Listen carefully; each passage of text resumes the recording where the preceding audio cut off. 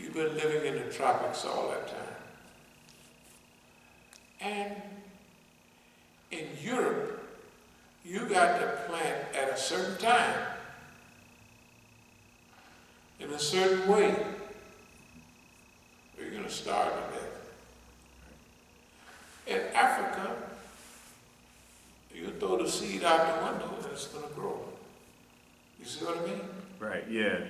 Okay, that's going to develop a certain, now you hunt and you do other things, but even your hunting, I don't know if you saw African films, it's not like that now like it used to be, but it was, to hunt, all you got to do is throw a rope over the tree and pull, and you got something to eat, right? Right, yeah. It's not like the Indians here in America where you got to track the animals. Mm-hmm. You just go outside and look around, so well, there's something over there. And there's so many of them, all you do is, whether it's a zebra or whatever it is, you kill, the whole tribe can eat, you know. And it goes back in the ground, it's fertilizer, and it's recycled. Okay, let me speed up.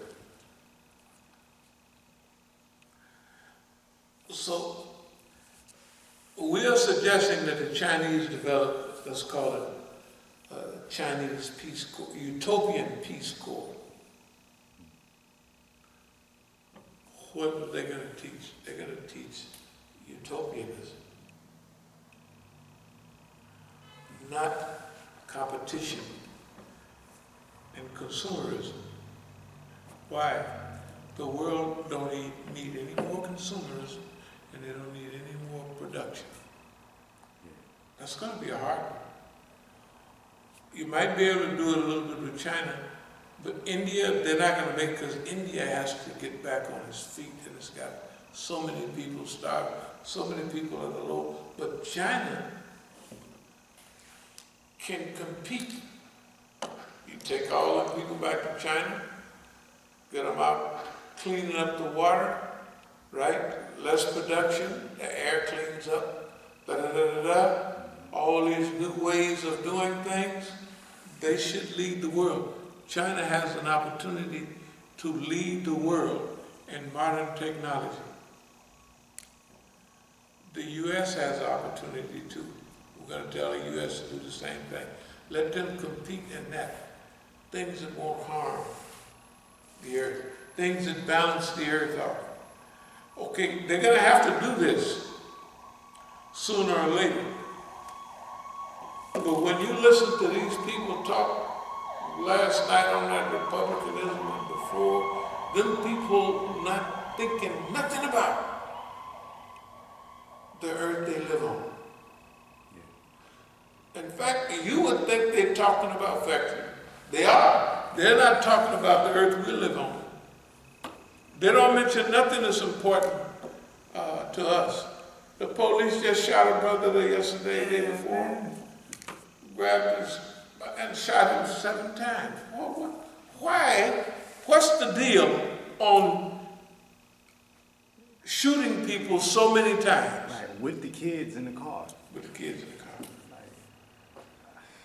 No reason for it. Right. But long as we're not organized, they're going to keep doing that. We can't depend on them people to do. That's why we'll get into our subjects.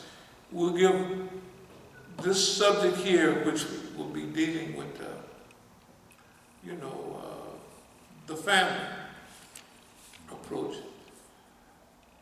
But we just take a little time here on China because people ask the question. Well, we got big stuff we got to do. Because they're not doing it. They're not thinking about it. They're not talking about it.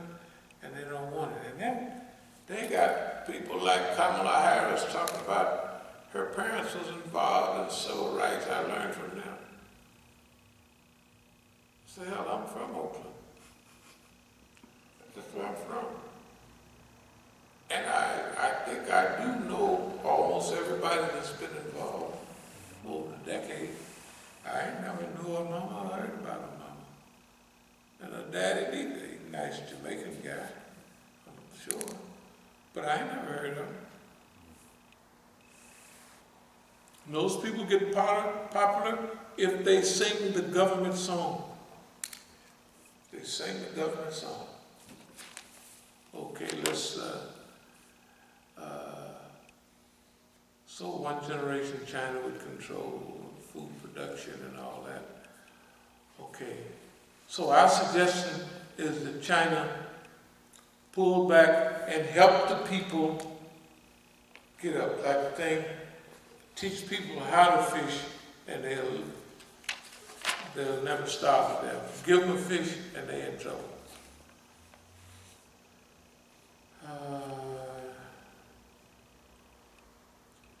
As we say, reconstruct Africa with African characteristics. And China should be grateful that something in the universe helped them pull out of their thing, and I mean they blasted. But they should never desire to become like the colonial master that they was once ruled by. Never take advantage of someone's weaknesses. If God can bless you, okay. The U.S. is on your case, Iran.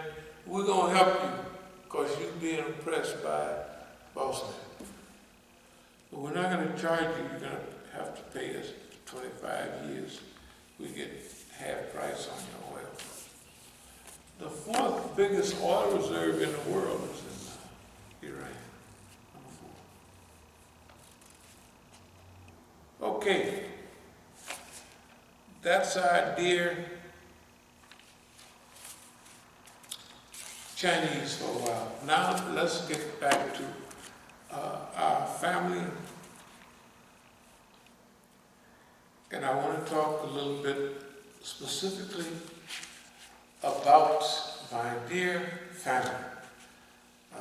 That's what the discussion is about. And, okay.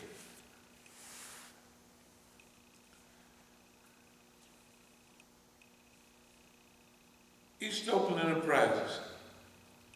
East Oakland was the right size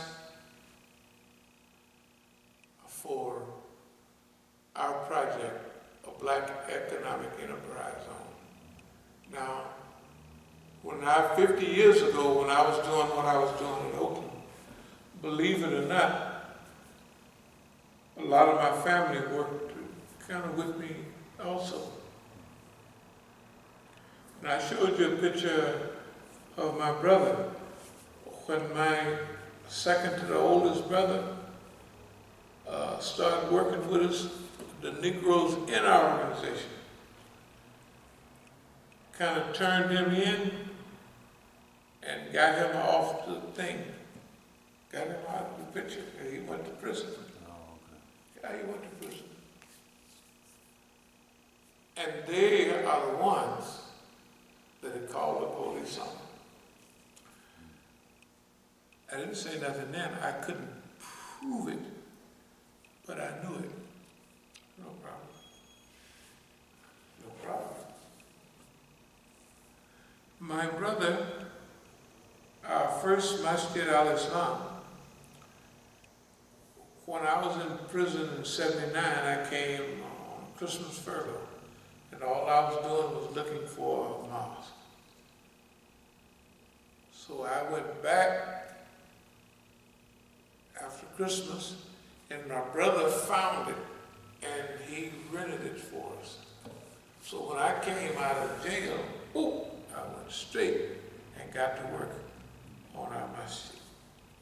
Not this one, but the one before that. So, a couple of years later, my brother died of cancer. And I never felt comfortable about it. Another thing that my family will remember, we was up at our main record shop, and in fact, one of my nieces worked there. I paid them a living wage. I paid them a standard wage, like whatever. Like if people made $100 a week on a big factory job or something, that's what I gave them. What the heck? It's not only a living wage. Imagine you 17 and 18 and all that, and you just getting that, you know. Hey, they had it good. I want y'all to think about Oakland from 1968 to about 1971. Remember how nice it was in Oakland? Remember everybody buying, young people buying their own houses? Remember what kind of cars did people pull up to the record shop in? What kind of cars they drive? Because in those days, everybody drove Cadillacs. Cadillacs or Lincolns, and big old long cars. Didn't nobody I was hanging around even drove no Chevrolet and stuff like that. Now Chevrolet is a nice car. It was nice then. But nobody, they wanted a Cadillac. Okay, what kind of environment can produce all of that? Especially in East Oakland. East Oakland Enterprise. From 1st Avenue to 105th. What kind of environment could produce the environment where everybody could get a piece of money? That means everybody was, the money that we got, the big money, we recycled it in the community. We spread it around. Everybody get a piece of it. And it seems like you're going to have less money, right? You're not giving it away. Oh, you do a little boxing, you want to be a boxing promoter, just go on and do some promoting.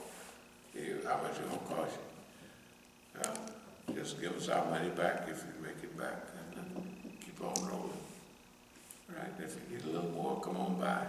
That was the attitude. We invested in the people. Hey, man, I never seen anything like it, nor have I even heard anything like it.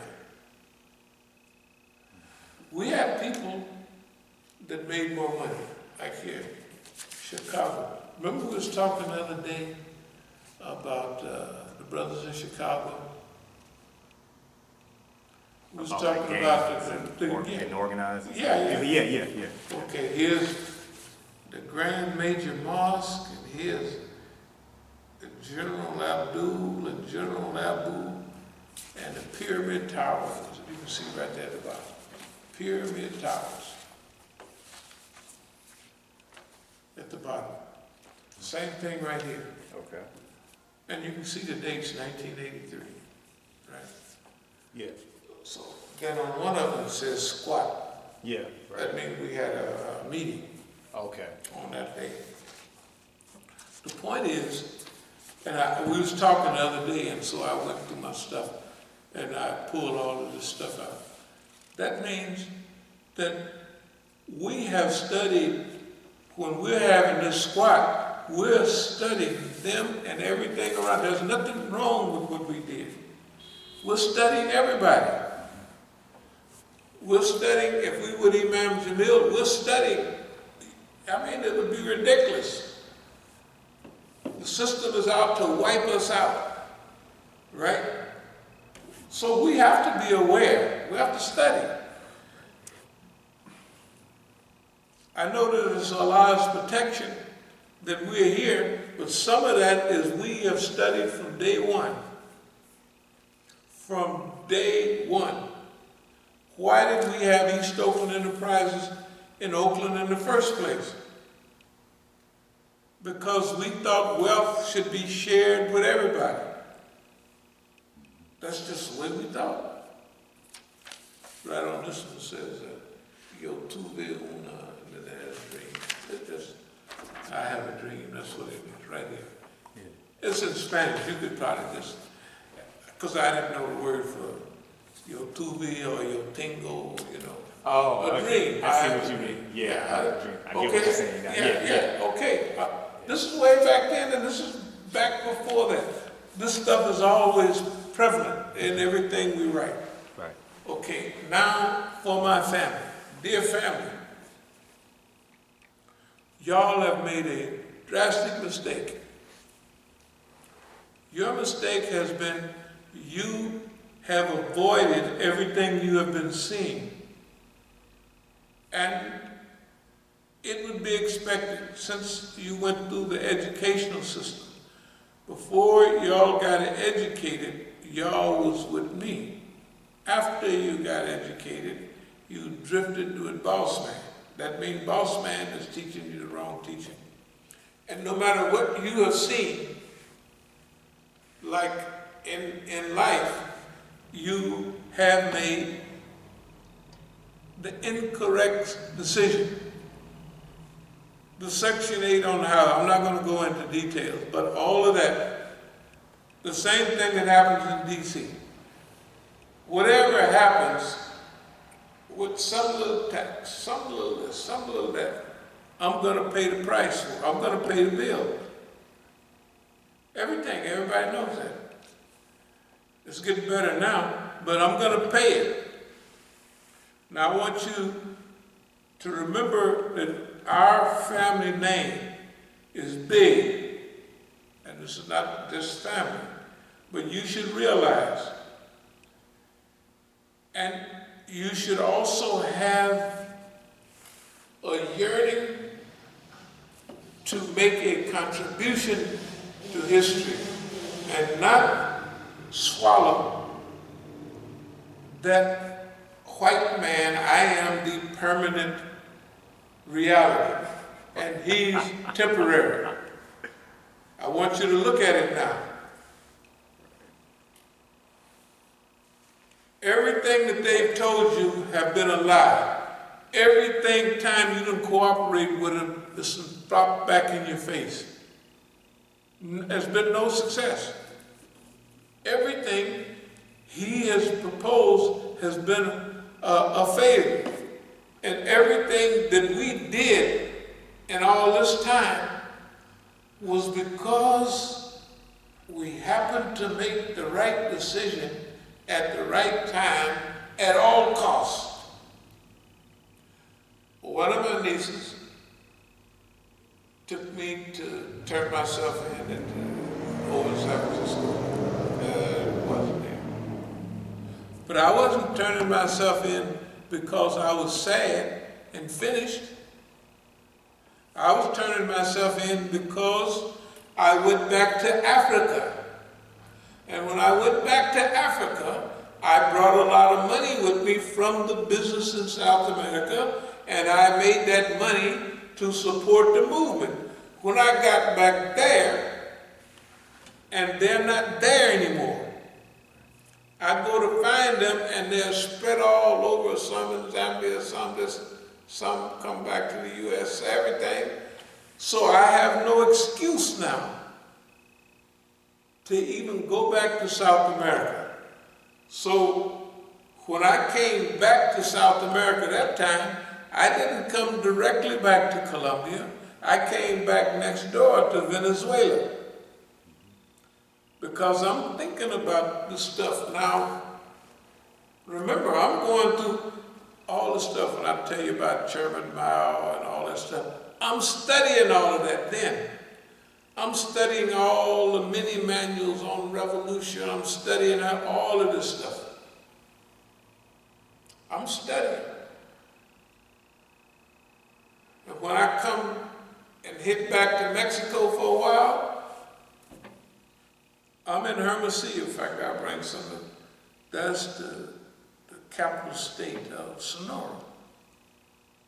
I have a few people come down and visit with me. Before that, I was up in Tijuana, and we had a meeting. In fact, at the Country Club Hotel, we had a staff meeting. All the Negroes came across the border.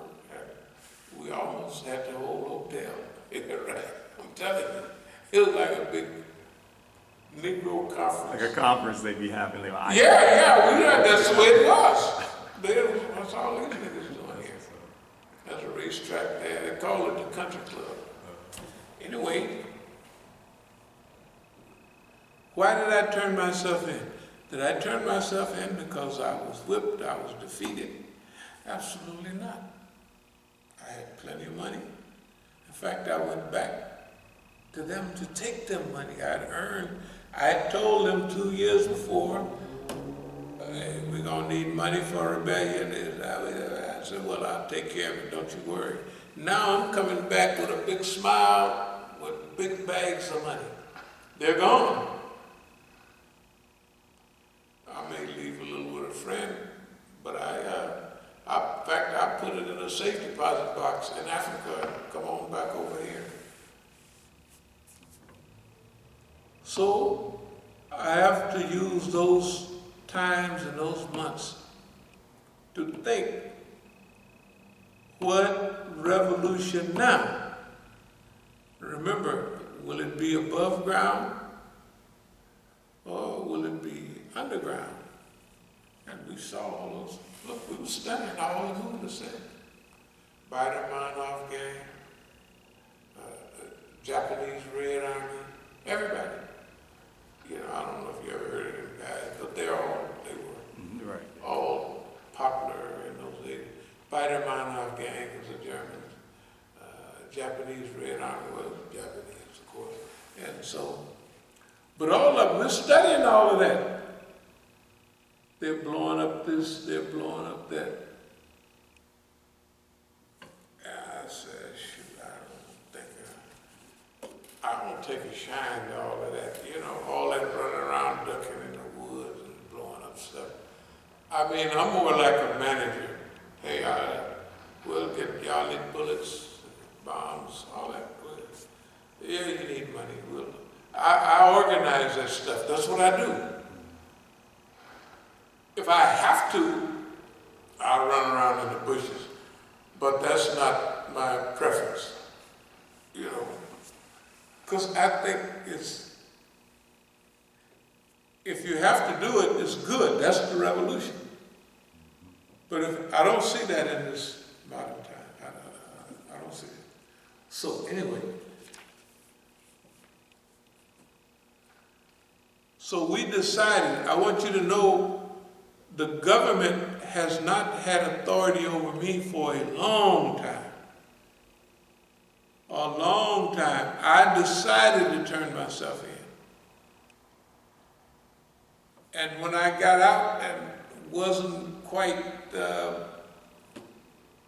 locked in, I sent myself to prison again. And then I came out perfect. Not perfect, I came out better.